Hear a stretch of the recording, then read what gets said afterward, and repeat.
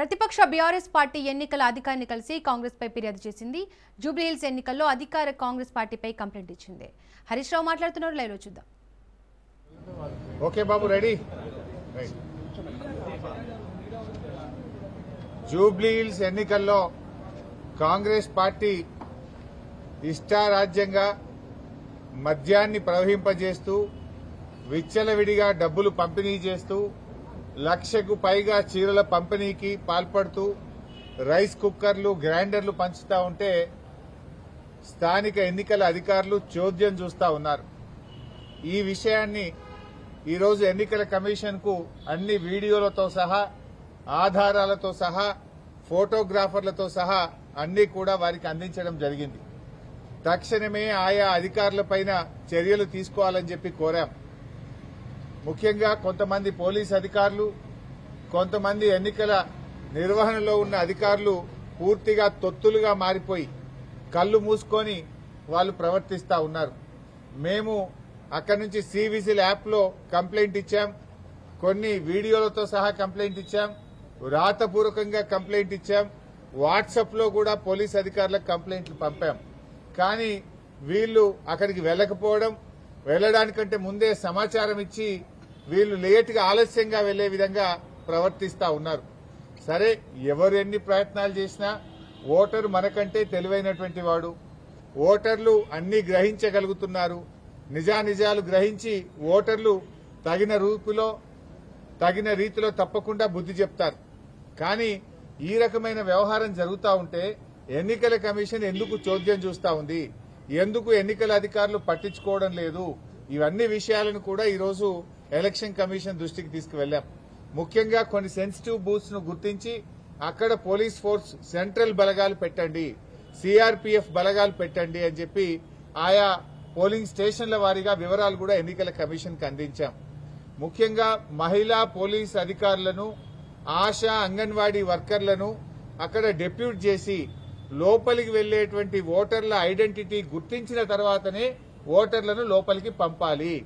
అది ఎవరైనా సరే అందరినీ కూడా ఓటర్ ఐడెంటిటీని పోలింగ్ స్టేషన్ బయటనే గుర్తించాలి. వాళ్ళ ఓటర్ ఐడి కార్డు మ్యాచ్ అవుతుందా, ఫేస్ తో మ్యాచ్ అవుతుందా లేదా చూడాలి. ఓటర్ ఐడి గుర్తించకుండా ఓటర్లను పోలింగ్ స్టేషన్ లోకి పంపకూడదు. మహిళలను గుర్తించడానికి ప్రత్యేకంగా ఒక కౌంటర్ పెట్టండి. అదొక వాళ్లకు కంప్లీట్ ఒక రూమ్ లాంటిది ఏర్పాటు చేసి అక్కడ మహిళా, ఆశా, అంగన్వాడీ వర్కర్లు, మహిళా పోలీస్ అధికారులు ఉండి వారిని గుర్తించిన తర్వాతనే పోలింగ్ స్టేషన్ లోకి అనుమతించాలని వ్రాతపూర్వకంగా మేము కంప్లైంట్ ఇచ్చాం. మా దగ్గర స్పష్టమైనటువంటి వీడియో ఆధారాలు కూడా ఉంటే వారికి చూపించడం జరిగింది. ముఖ్యంగా ఫేక్ ఐడి కార్డులు ఇబ్బడి ముబ్బడిగా ఏ రకంగా ఫేక్ ఐడి కార్డులు తయారు చేశారో ఇప్పుడే వారికి సుదర్శన్ రెడ్డి గారికి, మన రాష్ట్ర ఎన్నికల అధికారికి ఈ వీడియో కూడా చూపించాం. మీరు కూడా ఈ వీడియో చూడొచ్చు. ఇక చూడండి, ఇన్ని ఫేక్ ఓటర్ ఐడి కార్డులు ఏ రకంగా వచ్చినాయి బయటకు. ఈ ఓటర్ ఐడి కార్డులు ఇన్ని కుప్పలు కుప్పలుగా బయట ఎట్లా వస్తా ఉన్నాయి. ఇదే కాకుండా ఇంకొక వీడియో కూడా ఉంది, ఫేక్ ఐడి కార్డుల వీడియో.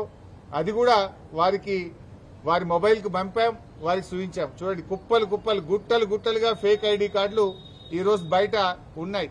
ఈ గుట్టలు గుట్టలుగా ఫేక్ ఐడి కార్డులు ఏ రకంగా వచ్చినాయి, మరి ఎన్నికల అధికారులు, పోలీసులు ఏం చేస్తా ఉన్నారు, ఈ ఆధారాలన్నీ వారికి చూపించాం.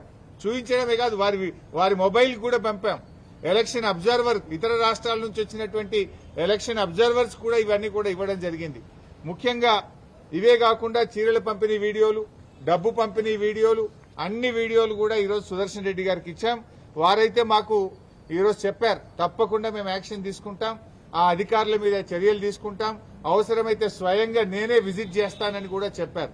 ఇలా యూసఫ్గూడలో కాంగ్రెస్ పార్టీ కార్యాలయం నానుకోనే పోలింగ్ బూత్ ఉన్నది. అసలు కాంగ్రెస్ కార్యాలయం అనే షిఫ్ట్ చేయాలి, పోలింగ్ బూత్ అనే షిఫ్ట్ చేయాలి. గోడనే అడ్డం 100 మీటర్ల లోపు కాంగ్రెస్ పార్టీ కార్యాలయం ఉంటే మీరు అక్కడ ఎట్లా పెడతారు పోలింగ్ బూత్?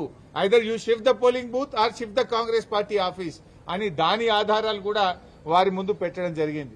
ఎంత జోక్ అయిపోయిందంటే ఈ రాష్ట్ర ముఖ్యమంత్రి పాపం ఆయన చెమటలు పడుతున్నట్టునే. ఆయనకు ఇవాళ 6 గ్యారెంటీల మీద రివ్యూ పెట్టిండు. నాయన రేవంత్ రెడ్డి, నీకు 2 సంవత్సరాల్లో 6 గ్యారెంటీల మీద రివ్యూ పెట్టడానికి ఎప్పుడు టైం దొరకలేదా నీకు? నువ్వు ఆ రోజు ఎన్నికల ముందు ఏం చెప్పావు? మొదటి అసెంబ్లీలోనే 6 గ్యారంటీలకు చట్టబద్ధత కల్పిస్తామని ఆ రోజు ప్రజల ముందు చెప్పారు. ఎన్ని అసెంబ్లీ సమావేశాలు జరిగాయి, ఎన్ని కేబినెట్ మీటింగులు జరిగాయి, ఏ ఒక్క రోజు 6 గ్యారంటీల మీద చర్చించకపోతివి. ఇవాళ 6 గ్యారంటీలు యాదికి వచ్చినాయా నీకు? అంటే నీకు చెమటలు పట్టినాయి. నీకు ఇవాళ గల్లీ గల్లీ తిరుగుతున్నావు, మోకాళ్ళ మీద తిరుగుతున్నావు బిడ్డ. నువ్వు ఇవాళ 6 గ్యారంటీల మీద రివ్యూ చేస్తున్నావు అంటేనే నువ్వు ఓటమిని అంగీకరించినవు. 6 గ్యారంటీల మీద 2 ఏళ్లలో ఎందుకు రివ్యూ చేయలేదు? 100 రోజుల్లో 6 గ్యారంటీలని ప్రజలకు హామీ ఇచ్చి 700 రోజులు గడుస్తుంటే ఎన్నడూ రివ్యూ ఎందుకు చేయలే? ఇవ్వాలనే నువ్వు రివ్యూ చేస్తున్నావంటే ముఖ్యమంత్రి ఇంకా ఓటర్లను మభ్యపెట్టడానికి, ఓటర్లను మోసపుచ్చడానికి ముఖ్యమంత్రి ఇంకా డ్రామాలు ఆడుతున్నాడు. ముఖ్యమంత్రి ఇవాళ ఏ రకంగా దివాలాకోరు రాజకీయాలు చేస్తున్నాడో రాష్ట్ర ప్రజలకు, జూబ్లీ హిల్స్ ప్రజలకు అర్థమైతా ఉంది. నువ్వు ఇంకా ఎన్ని డ్రామాలు ఆడినా, ఎన్ని నాటకాలు ఆడినా జూబ్లీ హిల్స్ ప్రజలు నిర్ణయించుకున్నారు. వాళ్ళు న్యాయబద్ధంగా, ఆత్మసాక్షిగా వాళ్ళు ఓటు వేస్తారు. సో ఇవన్నీ కూడా ఎలక్షన్ కమిషన్ దృష్టికి మేము తీసుకుపోవడం జరిగింది. Any other point?